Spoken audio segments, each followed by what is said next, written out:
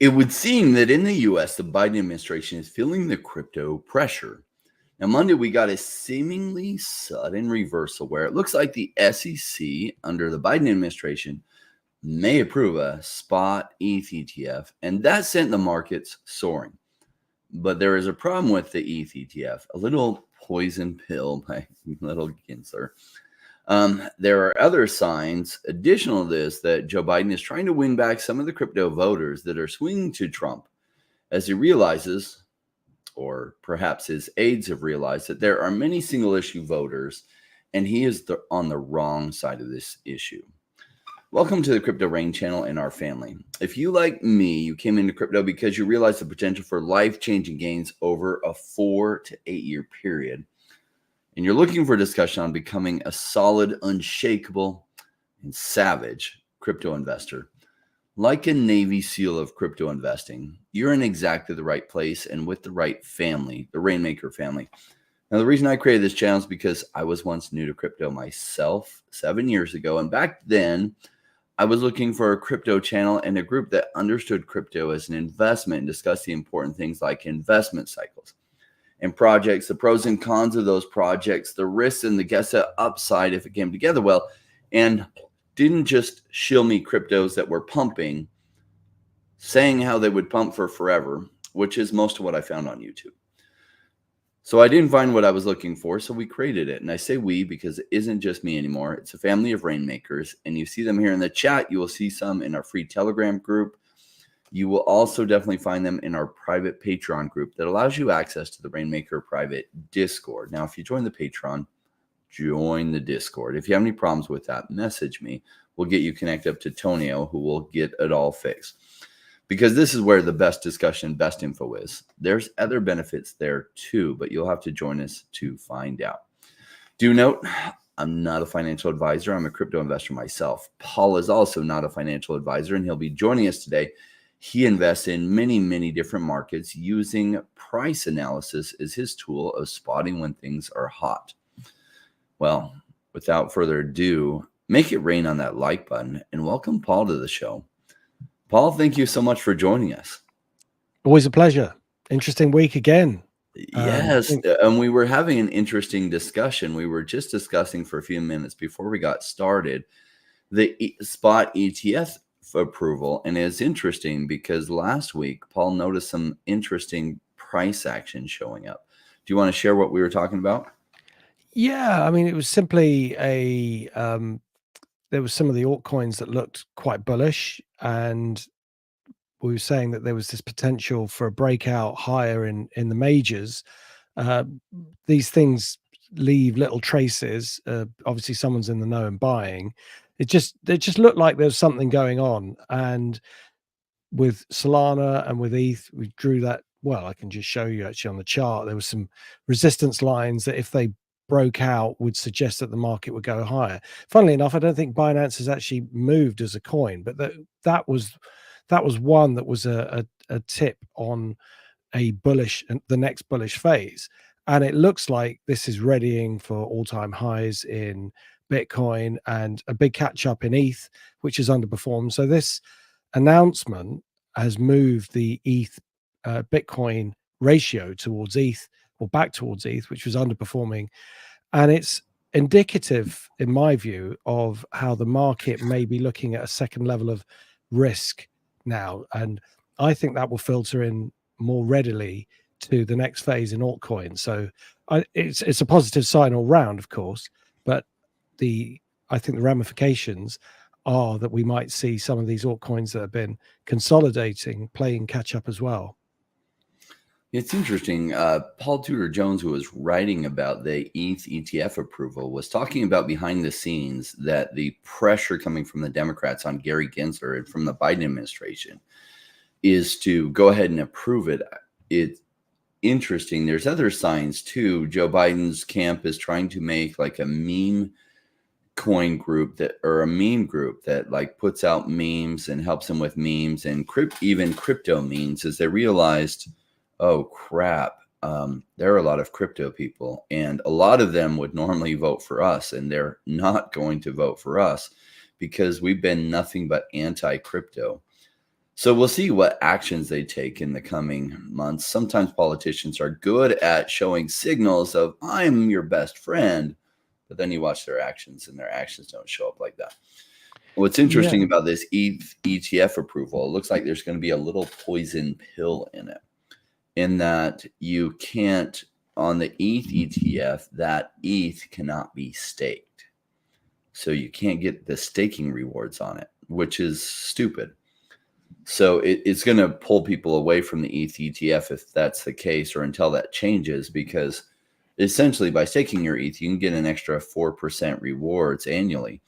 And if you're not staking your ETH, you're just losing out on those. So it's absurd not to allow the ETF to stake that ETH and make those rewards. I think what's interesting is piecemeal, you're seeing the adoption, the greater adoption of crypto, and for it to become more mainstream than ever before. These are these steps that you'd expect to see happening as the adoption increases, as people outside of the community realize that there are opportunities. One of the things that banks will always be on the ball with is the opportunity to make money, and this next phase is where it's coming. And this is when politicians, like you quite rightly say, get influenced by the people in finance. So there might be people who be saying, let's regulate this, let's pull back on it. But it's been out there for a long enough time, and for there to be significant opportunities for profit, for them to take another look at it, whether they agree with it or not. Short-termism is here, and that's, by short-termism I mean the next sort of 18 months. I think this is where things start to get really interesting. Yes. Chris Ashbay says, I love how Biden did a 180 and said he's excited to help create a crypto framework. Must be an election year.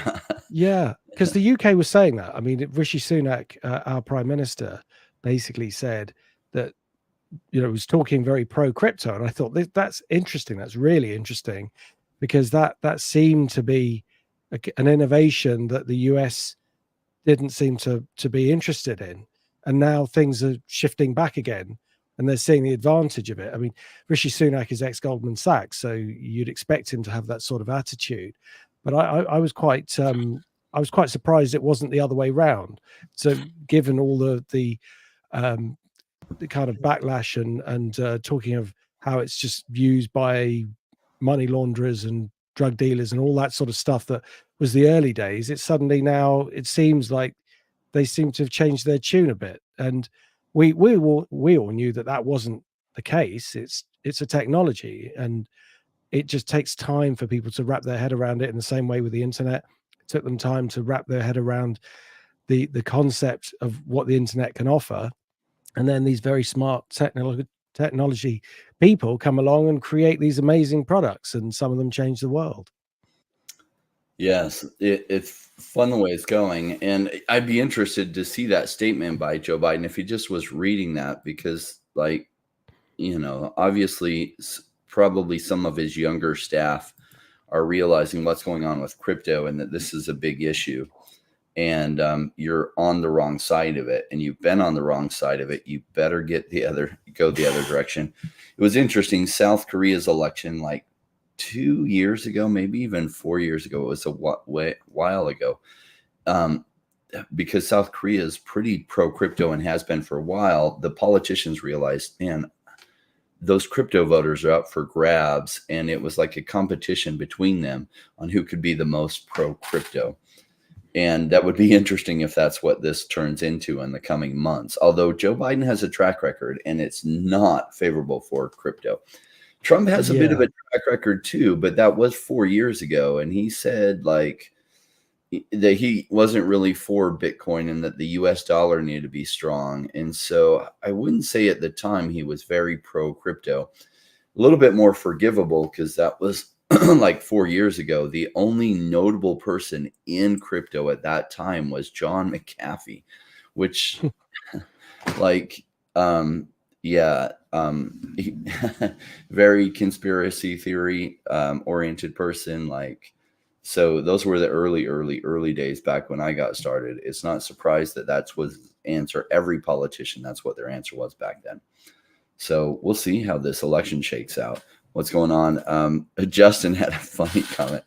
If the ETH ETF gets approved, it'll be fun to watch all the Bitcoin maxis rage. Probably. They're so funny how single focused they are. Lots of talk. Bitcoin on the road to 80K. Rain, would you buy something like Ethereum to turn over to OMI when it runs up, or would you just buy OMI on its own right now? Weird question, but curious. That's a good question. That's a good question. Yeah, I did a lot of stuff like that my first cycle, or like my first bull run I was prepared for, because I was really trying to get ahead, and half the time it worked out good for me and half the time it didn't. So this time I'm just taking the positions in the ones I want, because I have a harder time. Like Paul can see things in the charts earlier than I can when he sees things turning in momentum. I don't have the 30-year price analysis, so I just take my longer term positions. I just hold them, because half the time that doing that worked out for me, but the other half it didn't. And so I was like, man, I've spent so much effort, so much time. I would have done just as well just holding good long-term positions and waiting until they pop. And then the ones that do pop, maybe roll those into something else. But trying to predict if ETH, a few things on the ETH ETF is it may not run up coming up in the next couple of weeks. And the reason is it didn't have the preparation, all the ads run to get like Main Street or Wall Street, Main Street, Wall Street aware of like the ETH ETF and get prepared for it. And so I don't think there's going to be near as much buying action on ETH as there was on Bitcoin. And that might actually then spook some people, and ETH might see a downturn. So on that trade particularly, I don't think it's as likely to go as far up as like the Bitcoin ETF did in that run up. So ETH already had 20% gains. Like where will it go from here? I don't know. But if there's all of a sudden a bunch of demand or a bunch of, people wanting to sell it because the ETF is running up, but there's not a lot of buyers there, it might actually decrease price. So, maybe Paul can take a look at the charts, because he'll be able to see in the price action better what's going on. So when we get looking at charts, maybe we'll look at Bitcoin, but then we'll take a look at ETH, because that is a good question, Vladimir. I personally wouldn't, but that doesn't mean someone like Paul, who's got better skills reading the charts, might. Yeah, I mean, just as a general answer, I'm not bothered whether something's big or small in terms of size. I just want the trend to look good, or the chart to look good. So at the moment, I would personally, I prefer ETH. But when OMI starts moving, if it starts moving, then that will become interesting. But people view it in as much as what, say, a small amount of capital can do. And when you put a small amount of capital in a very risky project and it works out, you make much more money. I mean, OMI's got much better chance of doubling, quadrupling, and doing 5-10x than ETH has. So you have to look at it. You look at it on the basis of risk.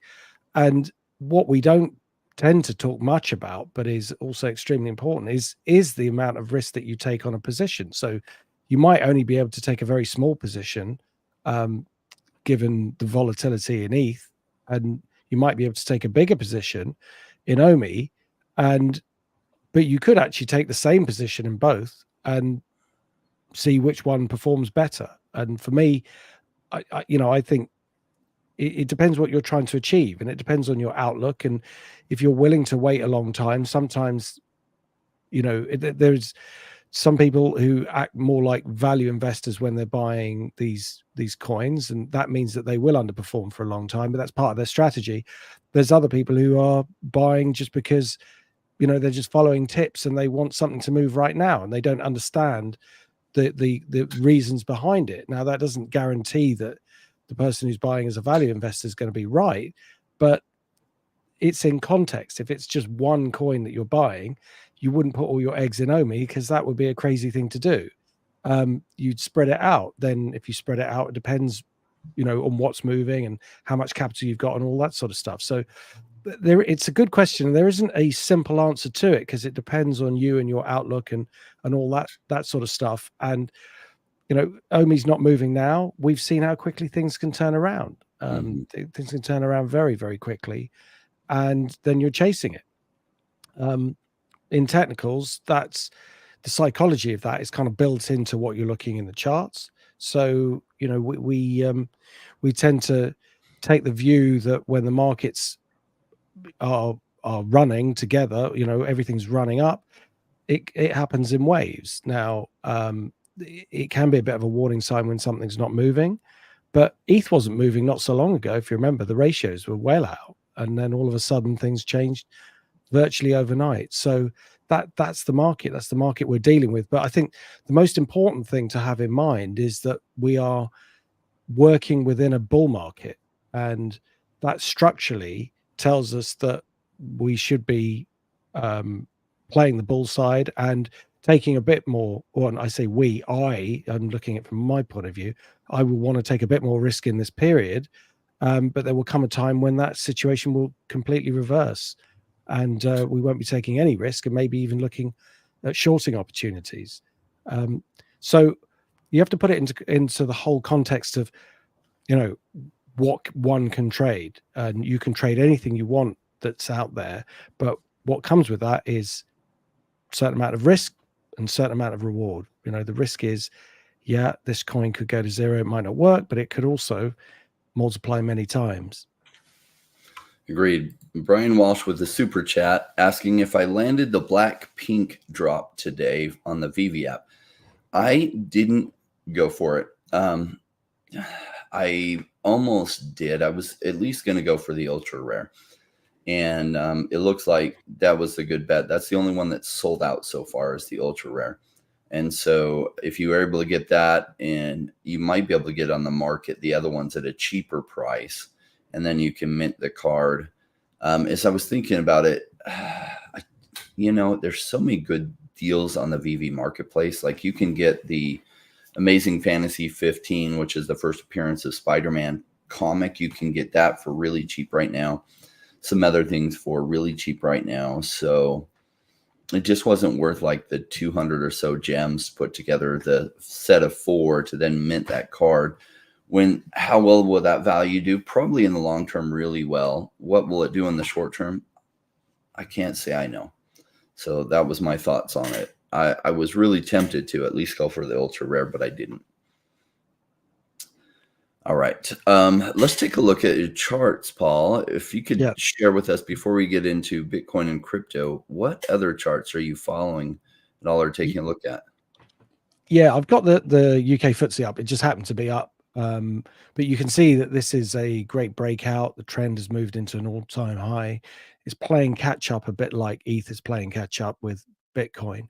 But the US markets, the most important markets in the world, are still trending higher.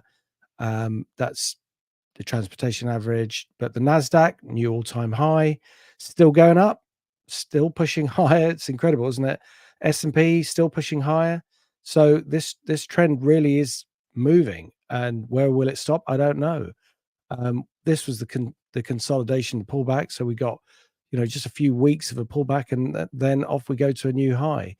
Market is generally shorting this, and this for me underpins why I think there's more opportunities coming in the other products, i.e. in the cryptocurrency space, because we're seeing a general risk on environment, which is established by all equities moving higher.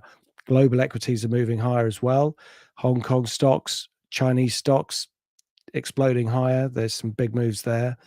And we've also seen risk on in terms of metals. Gold made a new high. Silver broke out as well, had a massive breakout. We were showing that chart as well. And some of the other precious metals are even starting to move. The base metals are moving. This is a chart of high-grade copper, and high-grade copper is very important because it's an industrial metal, one that's used in houses and EVs and all sorts of other products, electronics. So this gives us a barometer of the health of the world economy, and it started to rally.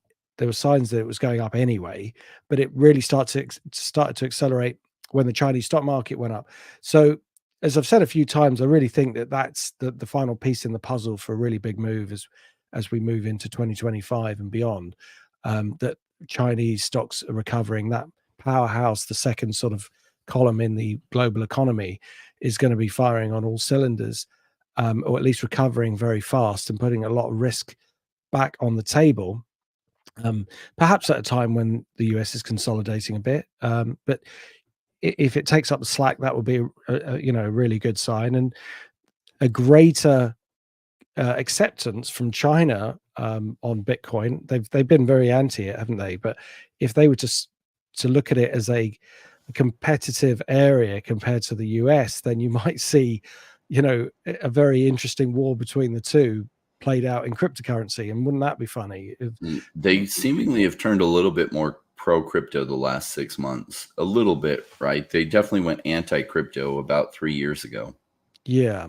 Yeah, and funnily enough, that old chestnut about the amount of energy that it takes to mine, and Taleb's argument about it's not sustainable, and all this stuff, it seems to have faded away. You don't hear that. I mean, it just occurred to me that that's something you used to hear all the time. You just never hear it. It was Just really just a reason to shoot down Bitcoin. There were other reasons that they didn't like it. That was the reason that they felt they could get traction with, and they did get traction with some people about that. Some of the environmentalists went crazy about, oh, Bitcoin's going to destroy our world. But the truth is, Bitcoin, a lot of the mining has been directed at low cost energy that would often be just put into the ground and wasted, yeah, just for efficiency, because the miners need to get as cheap electricity as possible. So some mining farms have located right next to hydroelectric dams or other places where they can capture very low cost energy that would otherwise go to waste. And so it's actually been really efficiently used because they have to get that cheapest energy to even be competitive and make it profitable. yeah. So on the chart of ETH, this was the resistance line that we were discussing. This line here, it was the same line that we saw in Solana. Said if it breaks out, and some of the altcoins as well we were looking at last week as well that had a similar kind of setup. And now it's done this. Obviously, the next target is 40.30. That's the big resistance, but it may shake the market up into a move towards this all-time high. So I think it's things like this that are pushing against the direction that it wants to go into anyway. I mean, it's not going to be a straight line, but I think this opens the door for an assault on this big level. And then once that's gone, we should be seeing everything else move up as well. And if we look at where is the, I think it's this one. Actually, no, it's this one. If we look at the ratio between Bitcoin and ETH, it's funny how these things occur on trend lines. That's why we draw them in. Okay, didn't quite touch it, but it was fairly close. But this indicates the underperformance of ETH against Bitcoin, and its reaction on this trend line is the first step to potentially playing catch up. So I wonder whether this now is going to move up to this sort of area, and we'll see a move up in Bitcoin, but an acceleration in ETH. So that's something we'll be watching closely in the next few weeks. Just elsewhere, the dollar still in this consolidation, but the trend is easing down. We probably need some data to push it down really hard. Actually, we've got data out of the UK, not that it's as important as the US, but data out of the UK has pushed inflation down, saying inflation is better than expected, which is driven by energy, which we talked about natural gas and how natural gas prices have gone down a lot. And that was a really big factor in inflation. And that means we should see some good data coming out of the US. And I think that will pull the rug on any of the bulls any of the hawks out there who are thinking that maybe US rates will go up, or certainly push the sentiment towards a cut. And that's all good for what the market's looking at again, and will be great for crypto. So funnily enough, there's rumors of a general election being called in the UK today. What a good time to be calling an election as the market's moving into new highs. So, so this is it's as I said at the top. I mean, markets can be. I think they're interesting all the times. I mean, sometimes they go into little sort of boring periods, but sometimes they're more interesting than others. And this is, a really, really interesting period coming up. Agreed. I'm looking forward to like this year, and I've been waiting for 2024. And what's a little bit hard to tell is there's a 4-year Bitcoin cycle, but it's not quite 4 years. And the Bitcoin halving really kicks off the next part of the bull run where things go crazy, and usually there's a parabolic move. So that parabolic move will either happen later this year or early next. But I've been waiting for this for 3.5 years. So really excited to be at this point because, gosh, the last couple of years of work have been waiting for this period of time, which is essentially in this next year. Yeah, absolutely. So let's take a look at, so we looked at ETH. Why don't we take a look at starting with some of the tokens that have been requested. Let's look at HBAR and see what's going on with the price there. Yeah. So HBAR, again, this one is I don't like to see spikes like this, very aggressive spikes in high volume. Obviously, there was a big announcement which got shut down very quickly. The net effect of this chart for me is that it is still, it's in a basing pattern, but the lows are rising. So if you look at how this is the major low, and then we've got this line here, and then we follow the lows around, that would have been the next one, but we got this strange correction that got reversed out. I mean, crazy vol. Just shows you what can happen in a very short space of time. I don't know what was behind that at all. Perhaps someone who's following it very closely can say. But from a technical point of view, it got rejected on the downside, got rejected on the upside. The net effect is fairly neutral, other than it's given investors a bit of a shock, which I don't think is a very nice thing to happen. And it can, leave a bad taste in people's mouths in terms of wanting to hold it. They might want to hold something that's less volatile, but at least it seems to be recovering. And I think the general trend is pushing towards the upside. And as I say, given the broader bullish macro position, I think I would err on the side of being bullish rather than bearish, but it's more 60-40 than 70-30 at this stage. So in the short term, I'd probably say it's a wait for me, but in the long term, I'd expect it to go up, and I'll be looking for a move through this key resistance at 18.5 cents, and potentially in the bull run we could see it back up here. So long term it's a buy, short term it's a wait. Yeah. HBAR is an interesting one. We had a discussion in our Friday Rainmakers chat for a private Discord, and one of our members has been following deeply the ISO 220 coins, and HBAR is one of them. And HBAR has been working with Ripple on some really important infrastructure things for the future of tokenization of real estate and assets and other things across the world. HBAR, I think, has a really solid future. I'm not holding HBAR yet. I'm looking at possibly moving into the ISO 220 coins after I've taken profits on some of the other risky stuff I'm holding. Like HBAR, if you look at the market cap, it's already at 4 billion, and it's outside the price range or the market cap range of most of what I'm holding.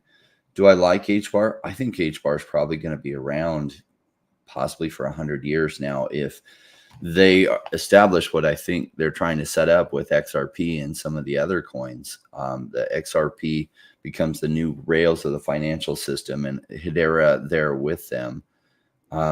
Very bullish for the long term. What I'm having a hard time telling is how high can it go in this bull run versus some of the other options. I think it's an amazing long-term hold, like something, if I were just to buy something and I was going to do other things for the next 20 years and not think about it, I'd be buying XRP and HBAR. That isn't the case. I'm very much in the crypto market, so I'm taking a ride on other things. So for me, it's a wait just because it doesn't fit in what I'm doing. If I were looking more for blue chips and I was looking for good long-term stability, this would be one though. All right.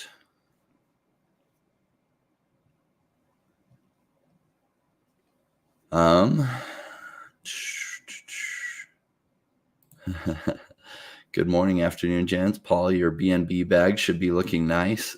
I think we covered that and call like what was going on with that one.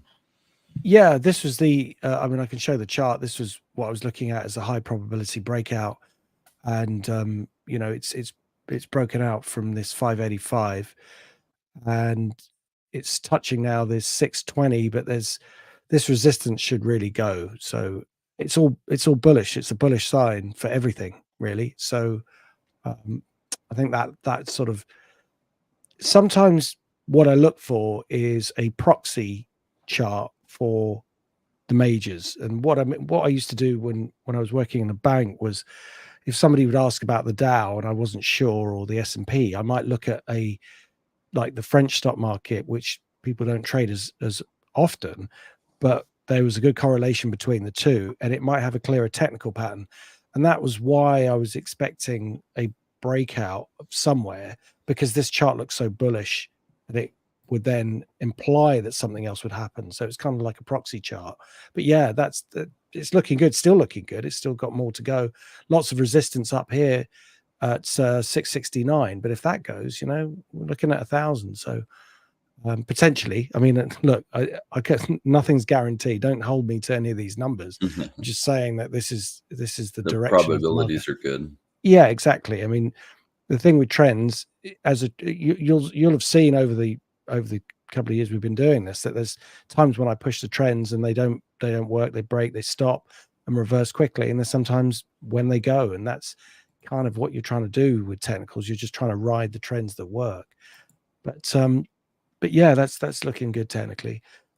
So what was did you say the next one was Lenfi? I wanted to bring up a comment real quick from Chris about I showed the comment but didn't comment on it. Just bumper that ETH, Jay, and he makes a good point. If I were to move a whole bunch of money into ETH, right? So say I moved $1 million into ETH because I wanted to take this upside, I'd be crazy not to bumper it, right? So if I want to take the ride up, and you don't have to be moving a huge amount, but if I were moving a huge amount, I would absolutely take that and bumper it in case it went down, because you can actually make some good money if it ends up going down, in that you can end up with a lot more ETH. So that is the innovation that Bumper's doing. And so if I were to take this trade and put some money into it, you can just bumper the downside, protect it at the 95% price or higher, and then hope that it goes up from there. And if it does, cool, you don't need that downside protection anymore and you can cancel it. Yeah, good point. All right. Yeah, the next one we were going to look at was Spores. Yes, Spores. Let's that is in my trading view. Let's just pop that up. Haven't looked at that in a while. Yeah, so this is structurally, this is reversing, still in a basing phase. We've seen the downward trend. Let me just check. This is it's fairly up to date. I haven't got the exact price, but I've got a feeling that this is let me just move over to a daily chart just to double check. Yeah, so yeah, that's good. So it is up to date. Structurally for me, this is basing. We see this is the downward trend. Resistance support is rising. Resistance support is rising. It's had a correction. That correction seems to have turned around from a higher point, and that trend is up.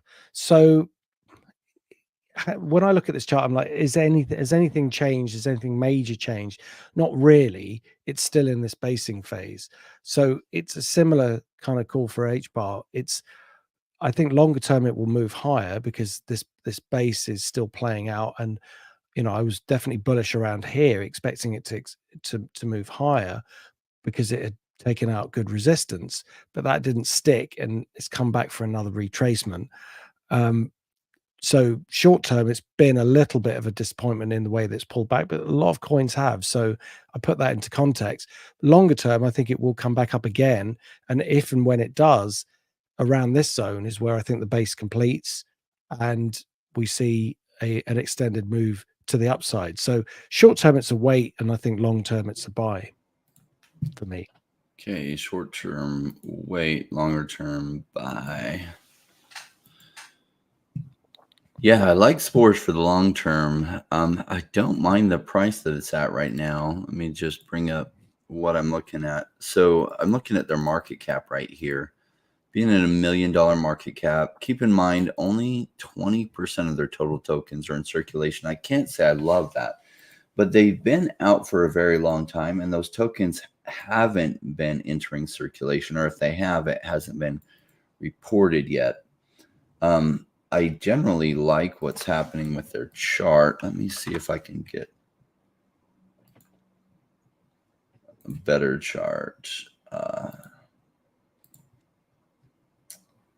I do like lower trend lines, and it's not quite the lower trend line, but it's close.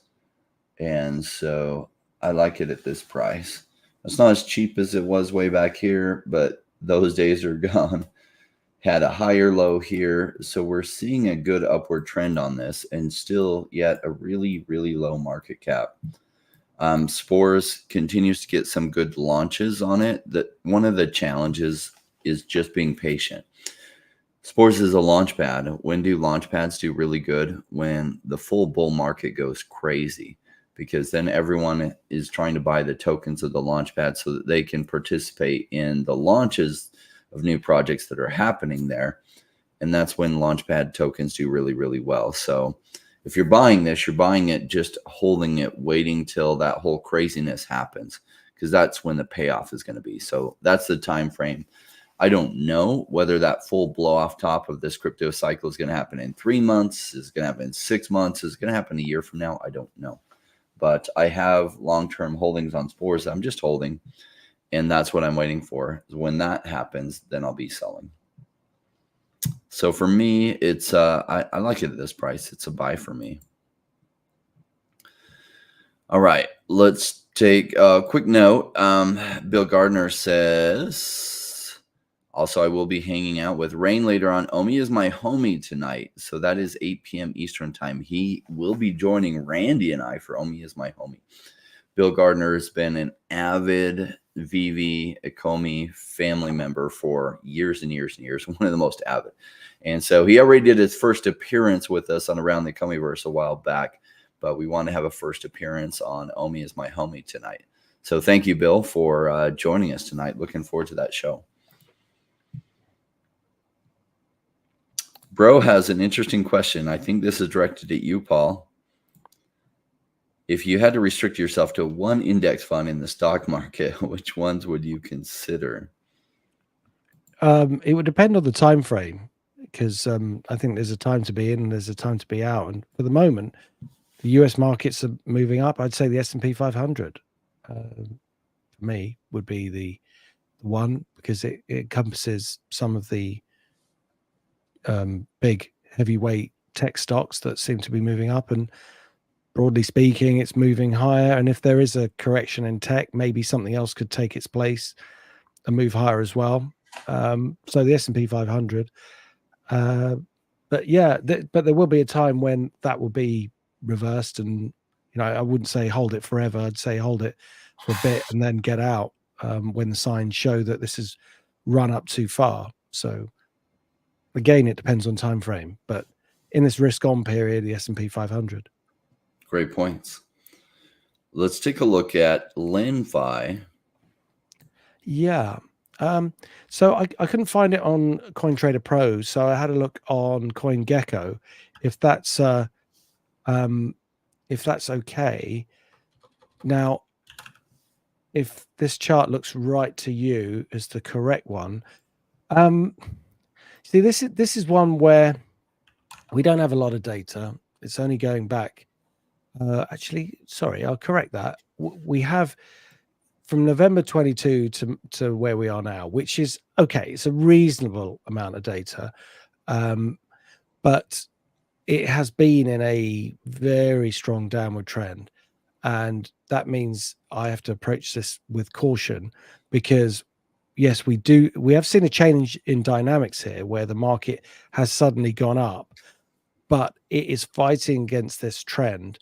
And normally, as we're seeing, if we saw in Spores, you see how long it takes for a market to actually change a major trend. It can take some time, even if it does have a big rally, it then comes back again and consolidates, etc., etc. So it is possible that, or what I prefer to see is a bigger base before predicting a bigger move. Now, there is something I do like about this, and that is that it's trading close to this $1 level, which is a great psychological level. It dipped below it, and then we've got these rising lows against it. So what I look for is risk reward. Where can I get in? Where can I jump out? So if I put my risky hat on, I'd say, yeah, I'd buy it here with a stop below $1. Because $1 is a good psychological level and it sits below or would sit below these rising lows. So you've got 1, 2, 3, 4, 5, if we count this one, rising lows. So put that in there and then enter in a what I would call an establishing position, which would be something small just to test the water. If it gets stopped out, it gets stopped out. You know, it's not a particularly significant move. Then if it then starts to base out and accelerate, we can get a bit more serious about the upside potential. But it is very much a OMI style trade where it's sitting close to a very important level that if it then goes through, I think cheaper prices are ahead. So it's highly risky in that sense, but for me there is a place where I can get out. So and I like that. It's not like we're just trying to catch a falling market. If it was looking like this, you know, if the chart was, if I can move it, oh, I can't move it along. Just messed the chart up. Let's just reset that.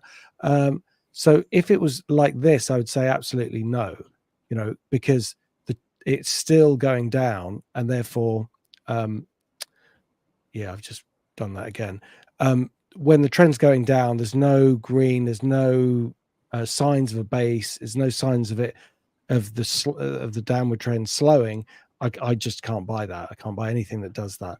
And we look at see how it did this before. You see, it was going down, down, down. We got a green bar, and then the trend reversed. So, you know, there's something in Japanese candlestick charting. It's called an engulfing pattern. And what you look for is, if you look at this green candle, I'm going to try and hold this up here and then I'm going to move it away. So this green candle is the one that I'm referring to. And then I'm going to move it away because this has got this annotation on it that keeps getting in the way.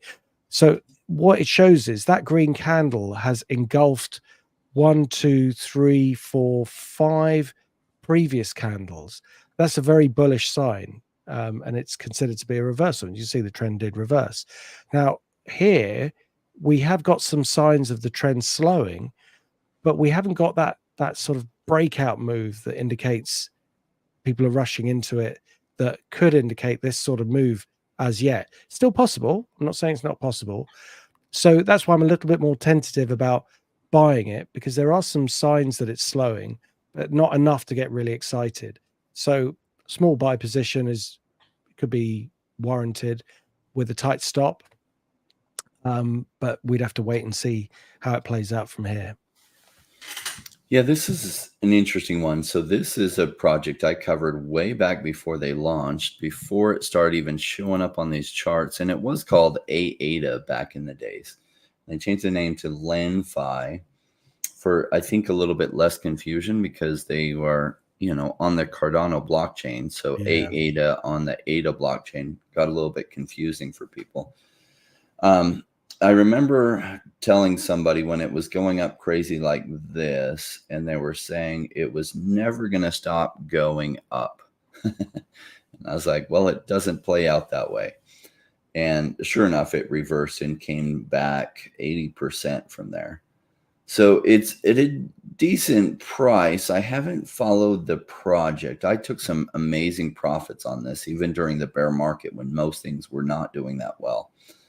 And I haven't held it since. So I haven't been following it closely on the fundamentals of what's going on deeper and how much traction are they getting.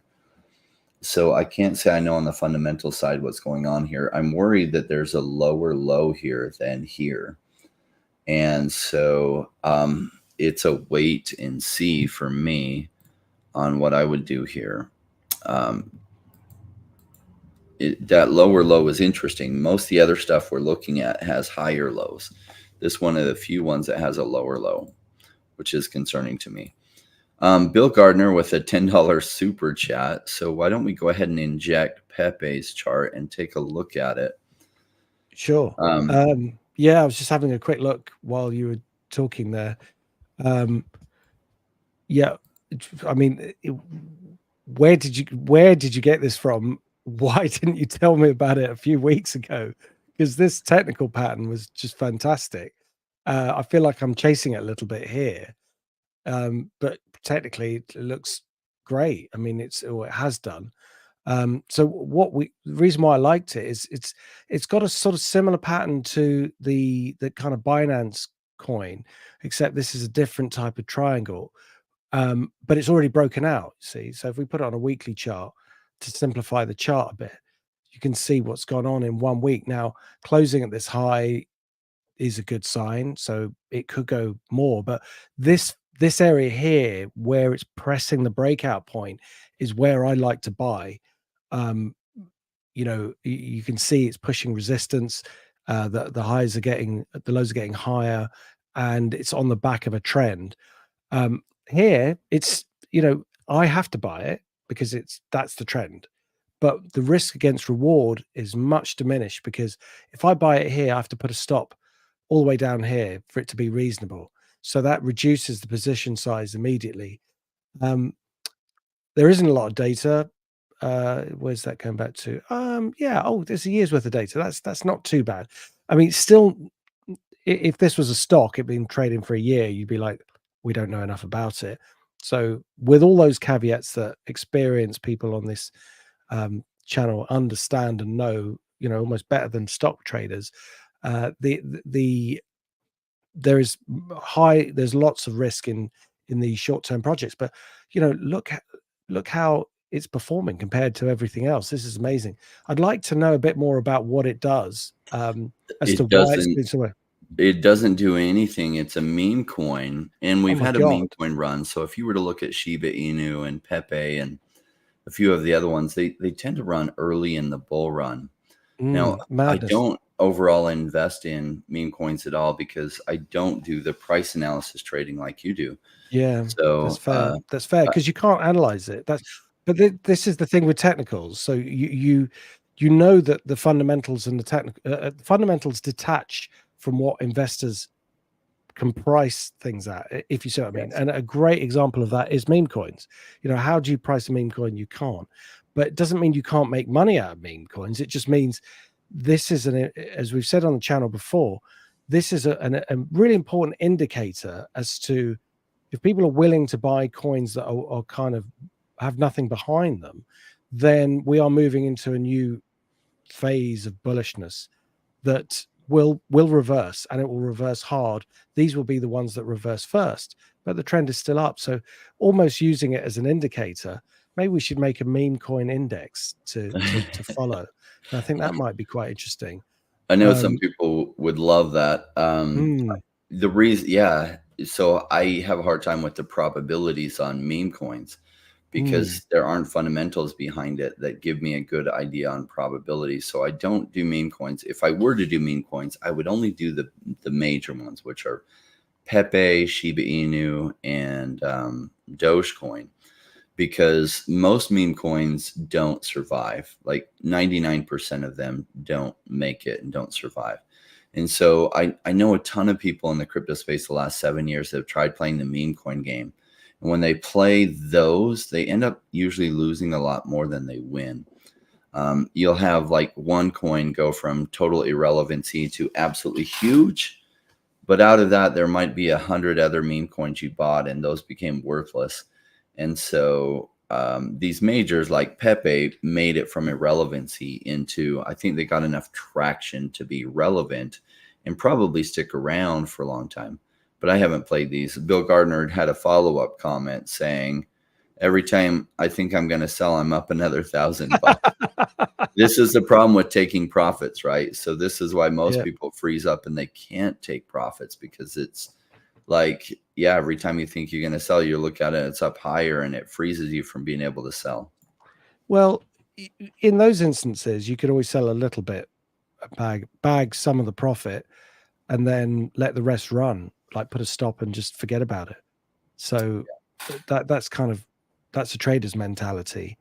But it is, you know, I don't mind looking at them, but I guess the big problem with meme coins is if they start to go down and you're stuck in them, which obviously can happen, you've got nothing to analyze. If there's nothing behind it, then it is a pure sort of casino style gamble.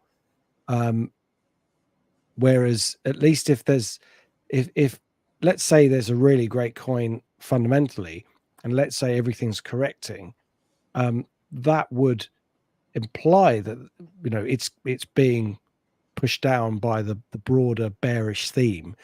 You might want to hang on to that coin, or maybe even accumulate, because when things turn around, it's going to have some prospects.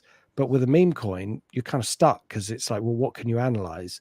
And I'm not saying I would do that, but I know the people who would be stepping in to buy it, they would want to do that.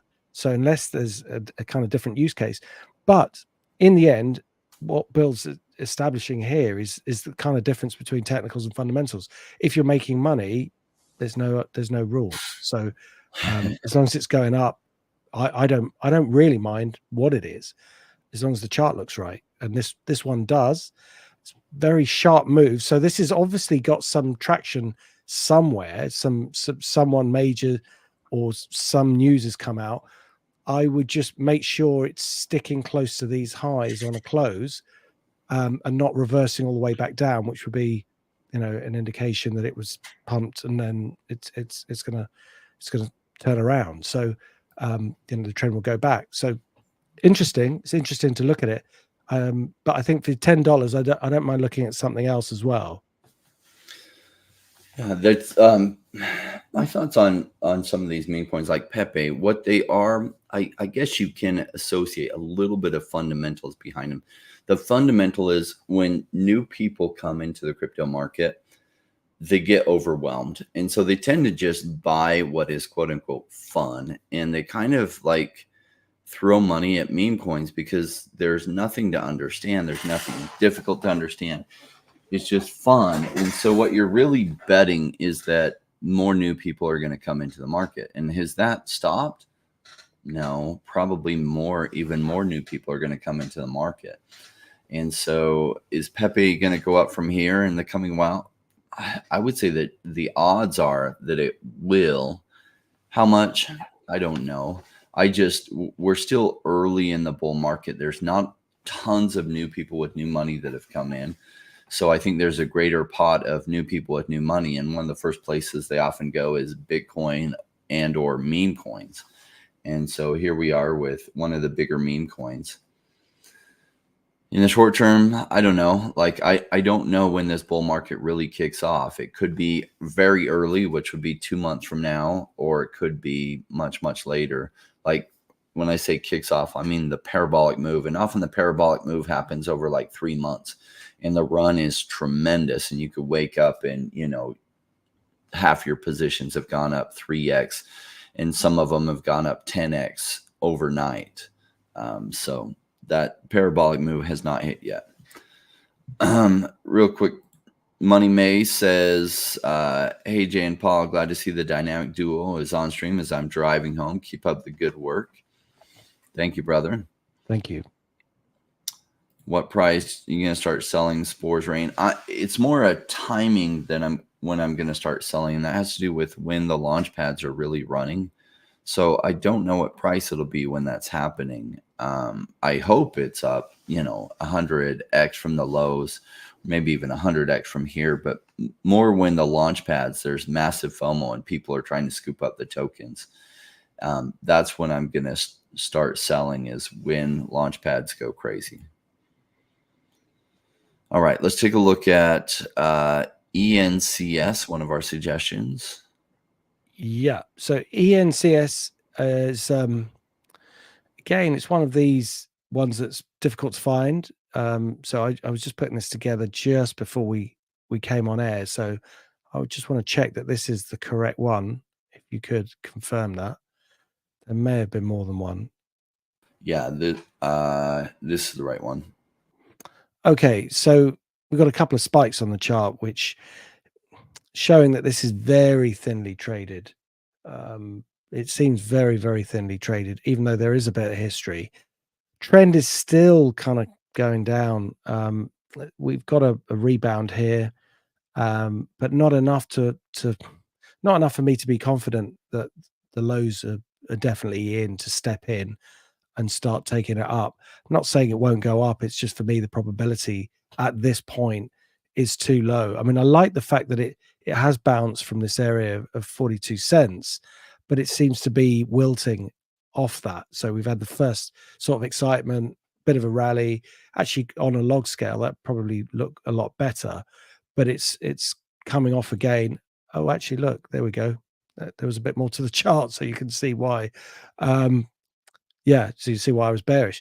Actually, from here, now we have got a little bit more of a rally. Don't know why it wasn't showing the whole thing, but we've got a little bit more of a rally, which actually makes it look slightly better. So that's the first step into it reversing its trend. Would I be tempted to buy here? Ooh, it's too close to call, really. I think it's just 50-50 as to whether it keeps going up or not. I like this price action here. I like the fact that you have got this green candle. I like that it is fairly aggressive, but there's also resistance right here as well at 41 cents from when we were talking before. So I would wait. I think I'd have to, but let's come back and have another look at it in 2 weeks and see where we are. If I was putting a very risky hat on, I'd buy some and put a stop below 32 cents, because we've had a couple of days pressing that and it's turned around. Percentage terms, we got a pretty good rally from there. Would I buy this against buying something else? Probably not. I'd prefer something else that looks a bit cleaner. But that's how I'd approach it. I would buy it with a stop around 32 for a short-term trade. But I'm only saying that as if I was forced to trade this, which I don't think I would at this point. So I'd have to say I would wait. Yeah. So it's in a narrative that I've gotten burned before, because most of the governments in the world have really attacked the privacy protocol narrative. That narrative had done really, really well in 2017. And so I was hoping that it would have another run. It never did, because, well, like some privacy projects, the founders got arrested and basically pursued by governments. And so they don't want you to be able to send your tokens secretly to other people. I guess they want all of our transactions to be completely public, where everyone can see what's going on. But there's a lot of reasons why privacy coins are necessary, because you need to have some kind of financial layer, just like your bank transactions. Not everyone can see your bank transactions. And the problem with these public ledgers is, well, then everyone can see your transactions. So there is a need for privacy coins. The narrative hasn't really done that well compared to what it did in 2017. This one, I mean, the chart looks pretty good. It's at a higher low than what it hit here. The market cap's at 6 million. It looks like their tokens are all out there. This is a privacy protocol on Cardano. Users can create NFTs with secret redeeming values. These NFTs store their redemption values in encrypted format. So it's a really cool idea. This is an interesting one. I think Pete suggested this one. I don't know. Maybe it would be a small buy for me at this. Just I like that lower trend line. Interesting project. I don't know enough about it that I'd be putting big money into it. Maybe Pete does. I don't. All right, let's take a look at Lukso. Yeah. I was just thinking while you're talking there with the PEPE coin, I seem to have some flashback about us talking about it a few weeks back. So I was just wondering whether we did look at it already, and whether the chart looked bullish, but we were saying something else. But anyway, I guess I'll have to go back and have a look. So with this particular chart, the trend has been down. If it was a couple of days ago, it would be a definite wait. Approaching these, and actually it's gone through the major low. So anything that's close to a major low and trending down in technicals, we avoid. We have got some signs of life though. It has just popped up here, and it looks like there's an attempt for this trend to turn around. But the bigger the trend to the downside, the more evidence I want to see that the market has turned. Just because it's trading off $2.50, which is a reasonable level to be for it to turn around from, just because it's bounced from there, that's not really enough for me to step in or to say the technicals looks good enough. I'd actually like, if we're looking at long-term reversal of fortunes for this market, it's going to go to $12 and all the way back up to $16. So how's it going to do that? Well, it'll have to close over $4.67, which was the most important resistance, which was support here, took the market up here. So there's obviously lots of buying. It's now gone through that. So any buying that occurred around there, and we know it did because the market went up, they will be looking to potentially sell and get out at zero. So that area at around 476 might cap the move to the upside. So even though there is still a ways to go and a good short-term profit might be made from here to there, putting it in a long-term context, it still has to do a bit more work. I mean, as I say, it's a good sign that it's broken the trend line. It looks like there's signs of life. It could be the first step into something more interesting. We definitely should come back to it. But for me, at this point, it's a wait. Yeah. Let's see. I've got it pulled up here. Let's see.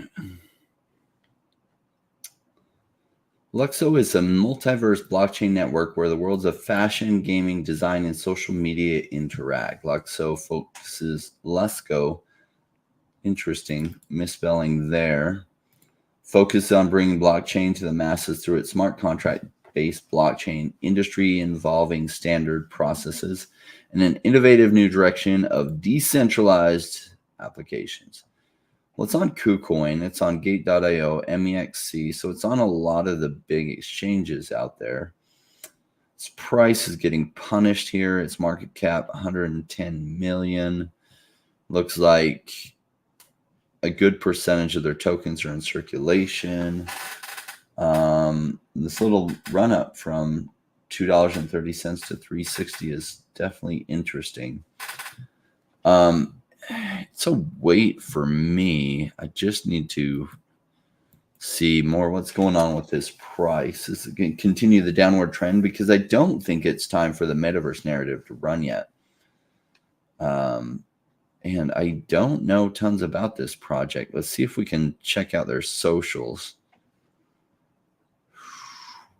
Website, that's interesting. They have no Twitter click here.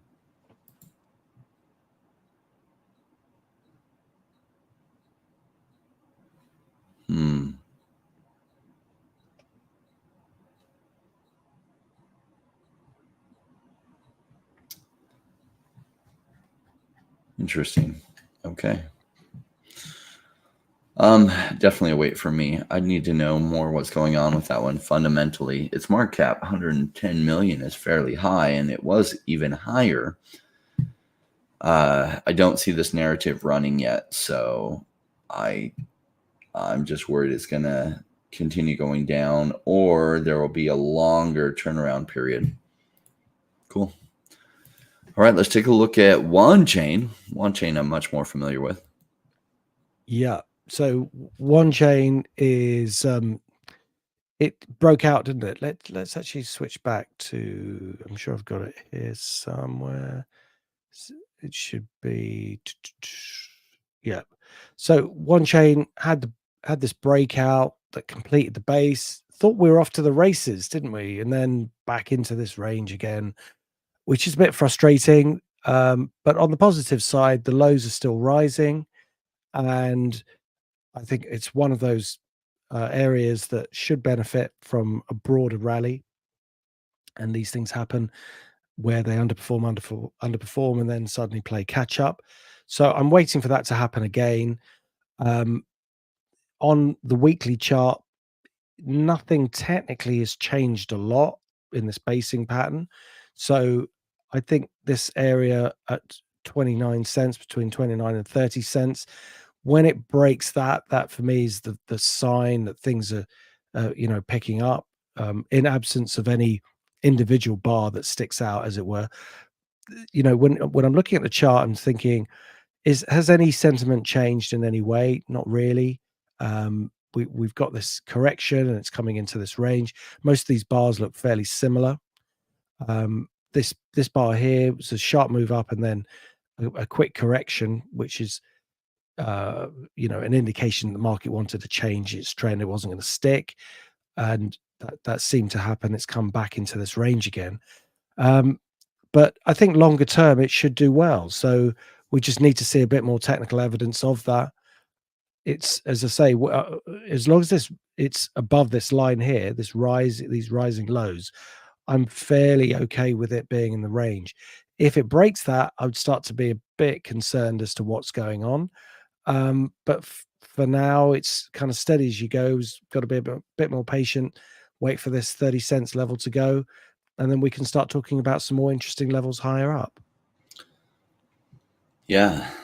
And I missed your call on this. Is this a wait for you? So, sorry. Yeah. So in the short term, it's a wait. In the long term, it's a buy for me. Yeah. All right. I like where it's at. Let me share my screen. Lower trend line like this. I really like this lower trend line, and it's not quite there. It's not far from it. Gosh, 20 cents would be really juicy again. It ran all the way up to over 50 cents here.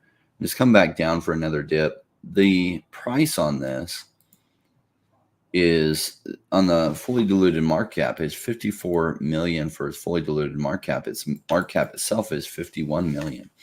So for a project that is doing what it's doing, I've always felt like the market cap was massively underpriced, especially when it's at levels like what it's at here. So now WAN Chain is a strategic partner of the channel. They do give us WAN to give away on Fridays, on the Fridays that we do our live streams. And so we'll have one of those coming up, and we'll be giving away another 500 WAN. I very much love their bridging technology, not just how they've got it decentralized. So I feel like the funds are safer, but it works very effectively and efficiently. I use their WAN bridge all the time. And so, yeah, I like it at these cheap prices. I'm a long time holder of WAN Chain, and I'm just waiting for the market to go crazy. And at some point, I think the DeFi narrative runs. And when it does, WAN Chain runs with it. So I'm just waiting for that. Now, in the previous bull market, it went up to a couple bucks, like 250 to 270, I think it actually hit. And so we're about 95% down from there. I do think this bull run, it does much higher numbers. Now, 2018, when it launched, it went all the way to $10.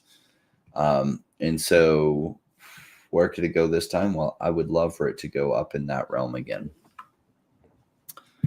All right. For me, it's a buy at this price range. It would be like a smaller buy, and I would hope that it would come back down closer to this trend line. At that point, it would be a bigger buy for me.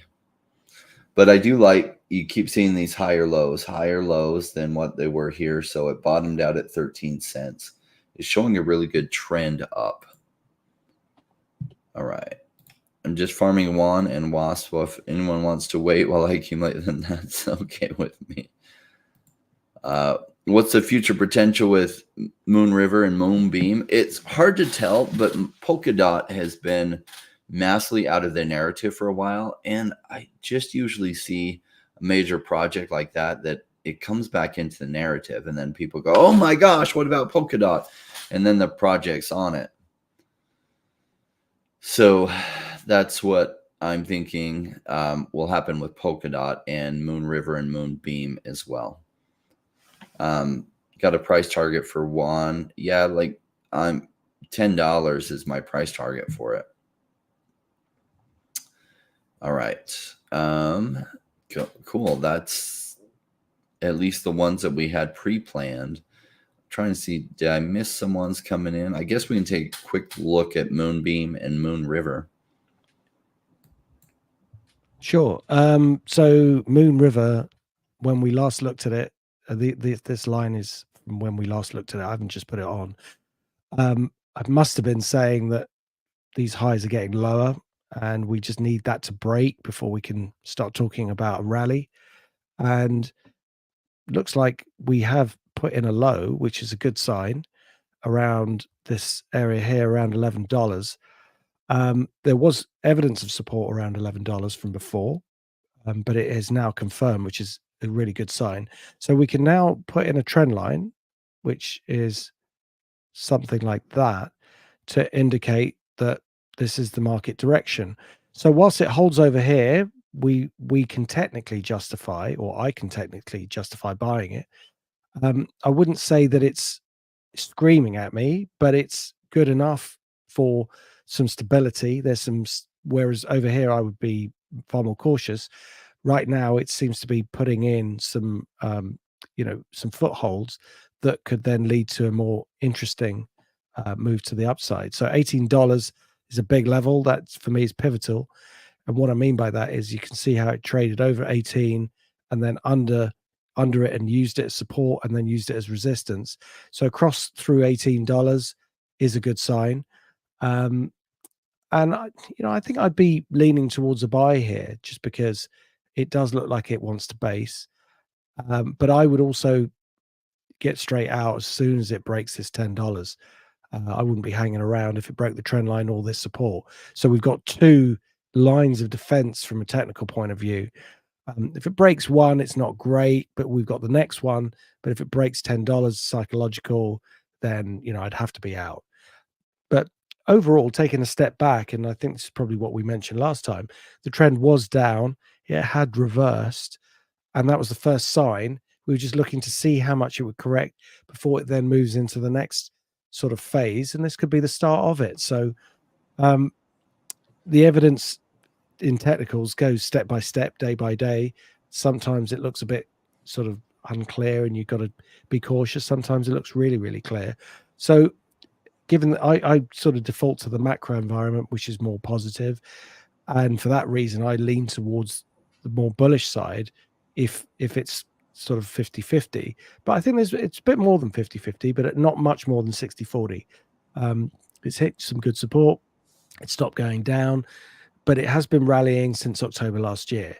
And I think that, for me, is quite an important thing. It is trying to go up, and it has responded to the bullishness in the stock markets. It's just that it's corrected quite a lot, quite heavily from the highs of this run here, which, as I've said many times, I don't like to see things move up too fast because they become unsustainable. I'd much rather it went up slowly and more consistently than a sharp move that then gets unwound. So all in all, in summary, I'd say it's a cautious buy for me in the short term. Longer term, I think it should go up, but shorter term, we're still sort of reverberating from this correction, and that's why I'm being a little bit cautious. Yeah, I'm cautious on this one just because it went up so steep. So from $3 to $40. At the lows here, it hit like $3 and then running up to over $40 or $45. That is such a sharp move, and it's erased 2/3 of those gains. But I guess I'm just hopeful that it'll come back again for a really juicy buy. It got really, really juicy down here at under $10. So if it breaks below 10, it's going to come down farther, more likely. And that's what I'm waiting for a juicy buy. Because even here, it's already up 5x from the bottom. And it's like, how much higher can it go? Well, it can go a lot higher, but I'll have missed 5x of the gains already. So I'd rather just be patient and see if it does break to the downside, and then make some good buys. So for me, it's a wait. Sorry, I'm just laughing at Justin's comments. So we could make a juicy meme coin. That's a good idea, actually. Yeah, we'll call it buy when it's boring, or no, that would be too dull. But yeah, like I've had some offers to do and to promote meme coins. In fact, I get offers every week to promote meme coins. I just tell them no. I did tell one, I said, yeah, I'll do it for $3 billion.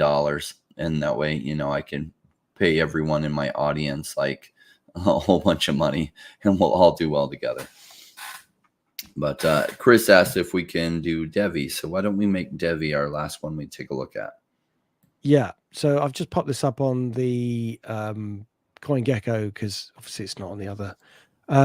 Trend's still down, unfortunately. So for me, it's definitely a wait. I need to see more evidence of support. Again, this is one where we don't have a lot of data, which increases the caution even more.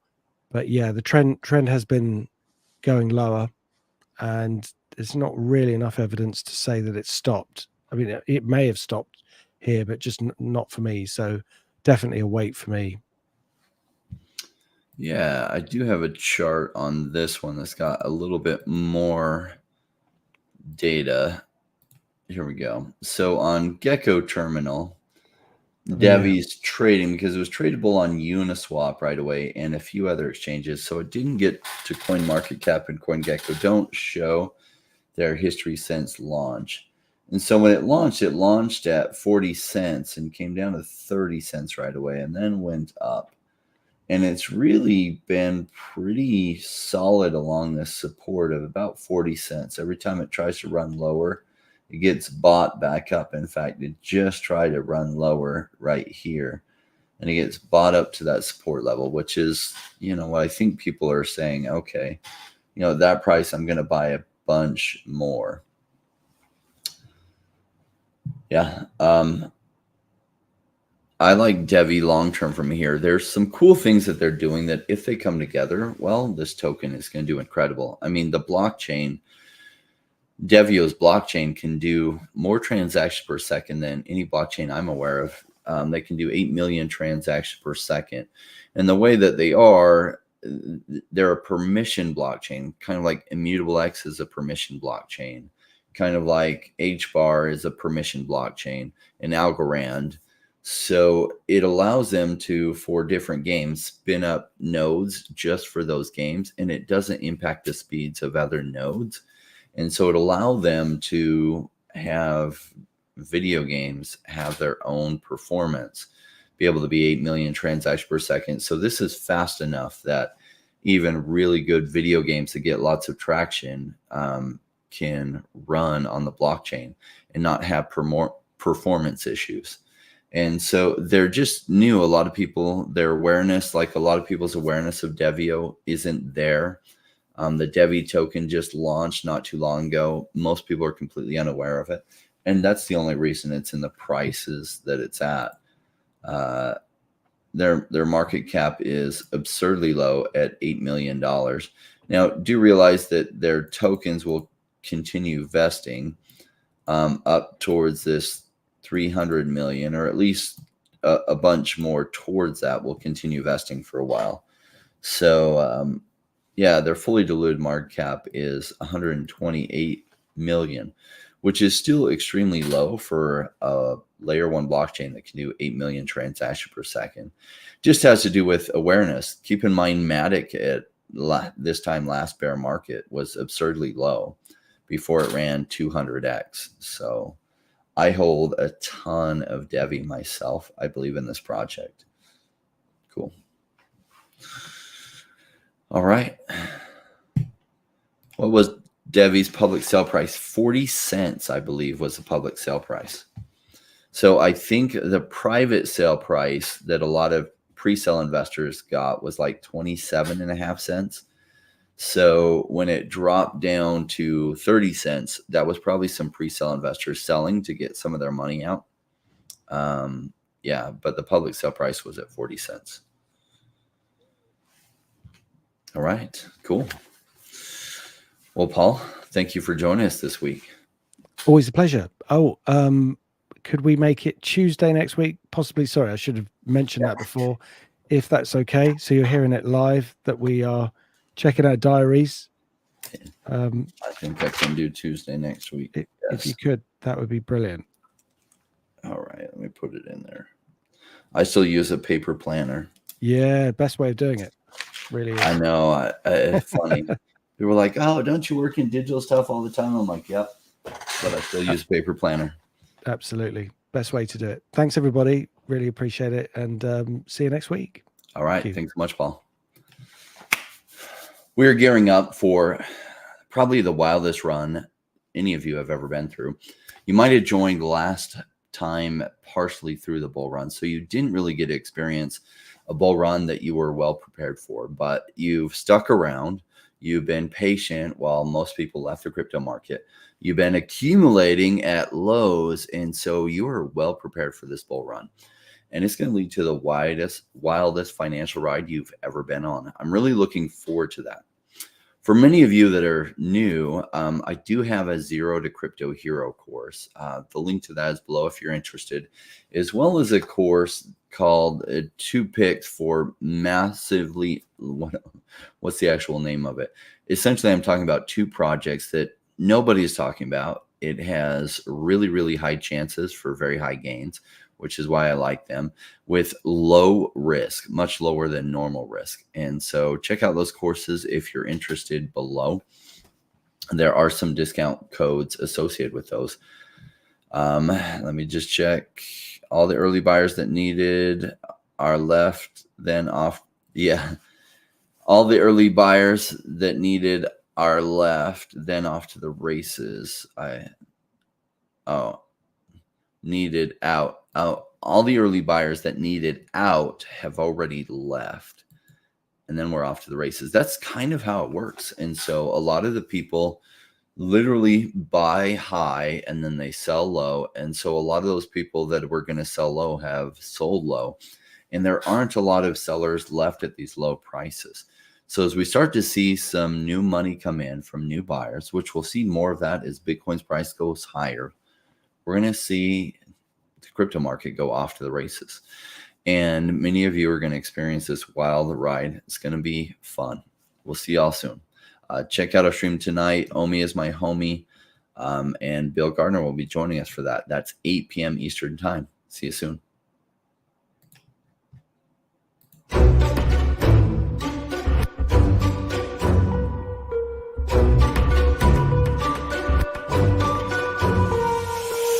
To the space, chasing all of the gains, chasing the pumps and all of the hype trains. But like in life, shit right before you could. Was told to buy when it was pouring like a rainmaker should. I buy when it's down, don't chase the boats that I miss.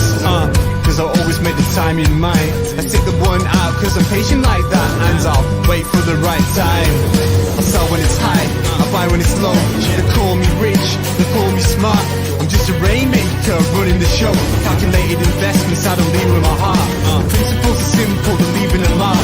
Why when it's boring, just gotta be smart. I sell when it's hype, like all the channels they pump it. That's when I was selling, got parabolic and dump it. They call me rich, they call me smart. I'm a rainmaker, making my own start. I'm with the future, learning the past. Makes it time fly by, years going so fast. The game plan is mine, I'll own it now. When I reach the top, haters asking me how. Cause I'm a rainmaker, investments I love. And I follow what I learn, not relying on luck. Time is never better, the time like the present. This next 5 years is a gift and it's feeling like heaven. I'm committed to learn, to study and to know that nothing comes easy but with knowledge the game show. Sticking out this road cause soon will come a bear market. Learning and growing and when it's slow will be the target. They say it's come out, Bitcoin is dead. The massive decreases can get to your head. Sticking around, the time is better. Strong like that, I'll let the others be fretters. 2 years time the ball will bring back the gains. That makes it worth the effort cause here comes the rain. So let's go rainmakers, let's make it all happen. Let go with the hate, let the haters be crapping. I'm here for 5 years, let's do this together. The time is right, the time could be better. They call me rich, they call me smart. I'm a rainmaker, making my own start. I'm with the future, learning the past. Makes it time fly by, years going so fast. This game plan is mine, I'll own it now. When I reach the top, haters asking me how. Cause I'm a rainmaker, investments I love. And I follow what I learn, not relying on luck. Haters be hating, the time to slow down. Addressing what they say when I'm wearing my crown. They're chasing green candles like someone who was new. I got a vision that was bigger, helping me to push through. I'm still human and sometimes it is rough. And that's what makes me special, simply I stay tough. Cause I'm a rainmaker, investments I love. And I follow what I learn, not relying on